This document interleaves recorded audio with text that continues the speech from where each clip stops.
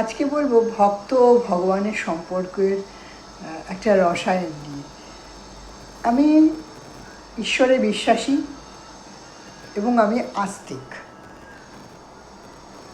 যারা নাস্তিক তাদের নিয়ে আজকে ভিডিওটা নয়, কেউ নিজ নিজ মত পোষণ করে। তো আমি ভগবানে বিশ্বাস করি।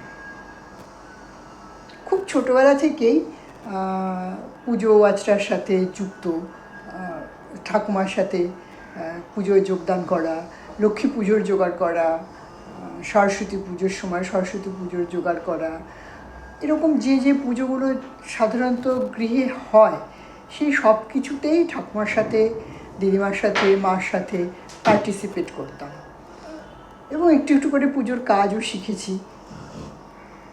আমার পুজো করতে ভালোও লাগে, মানে আমি ভীষণ ভালোবাসি ওইটুকু সময়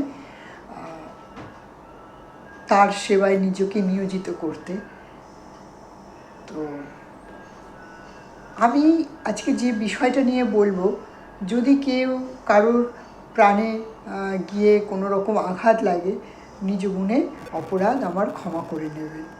আমি কাউকে আঘাত দেওয়ার জন্য এই ভিডিওটা করছি না, শুধু আমি যেরকম চোখে দেখি আশেপাশে সেইগুলোই কিন্তু বলি। এই জন্য বলি, সেই সব মানুষগুলোর যদি একটু কানে যায় কোনো কারণে, তাহলে তারা যদি একটু বদলায়, পৃথিবীটা আরও অনেক সুন্দর হয়ে যাবে। অনেক মানুষ খুব ভালো, খুব সুন্দর করে পুজো আচরা করেন, খুব ভগবানে তাদের ভক্তি প্রাণ, কিন্তু কোনো একজন মানুষ দুয়ারে এলে তাকে দূর দূর করে তাড়িয়ে দেয়। আমি এর কোনো ব্যাখ্যা আমার কাছে আমি খুঁজে পাইনি, যে একটা মানুষ এত রিচুয়ালি সমস্ত কিছু করবে ঠাকুরের ব্যাপারে, হ্যাঁ, তাকে সুন্দর করে তুলসী পাতা দেবে, তাকে সুন্দর করে ঘন করে চন্দন বাটবে, চন্দন দেবে, ঠাকুরের জন্য কত রকম আয়োজন, কিন্তু একজন মানুষ যদি বাড়ির দুয়ারে আসে তাকে দূর দূর করে তাড়িয়ে দেবে। একটা কুকুর বিড়াল আসলে বলবে যা যা যা, হ্যাঁ, বা গায়ে এক গ্লাস জল ছুঁড়ে দেবে। আমি জানি না, আমার কাছে সেই মানুষগুলোর জন্য আমার খুব করুণা হয়, যে সেই, আমি মনে করি, আমার নিজের এটা ব্যক্তিগত অভিমত, যে আমরা বলি নারায়ণ কখন কী বেশে কার কাছে আসবে কেউ আমরা জানি না। যার পুজো তুমি করছো বসে, তাকেই হয়তো তুমি তার দুয়ারে এসছে, তোমার দুয়ারে এসছে, তুমি তাড়িয়ে দিচ্ছ। এরকম আরও ছোটো ছোটো ঘটনা। পুজো করছে একদিকে, একদিকে কারণ মানে নাক মুখ সিটকে বসে আছে, তার খুব কষ্ট হচ্ছে, পুজো করছে। আরে বাবা, তোমার যদি কষ্টই হয় তাহলে তুমি পুজো করছো কেন? তোমার এত কষ্ট করে পুজো, তুমি যদি এত কষ্ট দাও তোমার নিজের শরীরকে বা আত্মাকে, সেই পুজো কে গ্রহণ করবে? তোমার আত্মার ভেতরেই তো ঈশ্বর বসে আছে, তাকেই তুমি কষ্ট দিচ্ছ, তাকে তুমি কিভাবে সন্তুষ্ট করবে?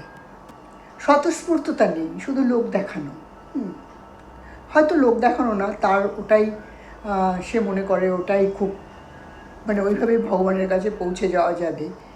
বা এরকম আরও অনেক ঘটনা আছে। প্রসাদগুলো দেওয়ার সময় সে কীভাবে দিচ্ছে, মানে কোনো রকমে, মানে যেন কৌটো করে তুলে রাখতে পারলেই বাঁচে। আরে প্রসাদ তো দেওয়ার জন্যই সবাইকে। এরকম ছোটো ছোটো জিনিসপত্র চোখে পড়ে, দেখি। মানুষের সাথে খুব দুর্ব্যবহার, কিন্তু যখন পুজো করতে বসছেন, পুজোয় খুব মনোযোগ। হ্যাঁ, আমি জানি না ভগবান এই পুজো নেবে কি নেবে না, আমার কোনো বিতর্কে জড়াতে চাই না। আর ভগবান কী করবেন সে তো উনিই জানেন। হ্যাঁ, যে যার কর্মের চক্করে আমরা ঘুরি। এরকম আরও একটা ঘটনার কথা মনে পড়লো, বলছি। এরকম পুজো হচ্ছে, খুব ধুমধাম করে অনেক লোকজন হয়েছে। হ্যাঁ, বাড়ির বাইরে একটি ভিখারি এসছে, তাকে বলছে যা যা যা যা যা, তোর গায়ে নোংরা, তোর গায়ে নোংরা, হ্যাঁ, এই গন্ধ আসছে। আমি না পুরো অবাক হয়ে তাকিয়ে দেখি যে এইভাবে পুজো। বা অনেক সময় কি হয়, একটু মজা করেই বলছি, কেউ কিছু মনে করবেন না, পুজোতে খুব ঢালাওই বারোয়ারি পুজোগুলো যে হয় বিভিন্ন জায়গায় মন্দিরে, বিশাল ইয়ে হচ্ছে, ধুনো আরতি হচ্ছে, ওই হচ্ছে সেই হচ্ছে, খুব ভাল লাগছে। হঠাৎ করে দেখছি ব্রাহ্মণ ওদিকে মন্ত্র পড়ছে, হাত জোর করে দাঁড়িয়ে আছে, সেখানে টুনির মা তোমার কথা শোনে না বলে গান চালিয়ে দিয়েছে। আমি তো আরে কী হাসবো না কাঁদবো, কী বলবো বুঝতে পারি না। তো এই নিয়ে আপনাদের কার কী বক্তব্য আছে? কেউ তো কিছু লেখেন না, শুধু বলেন ভাল লাগছে, নাইস, এরকম বললে হবে না। মতামতও শেয়ার করতে হবে।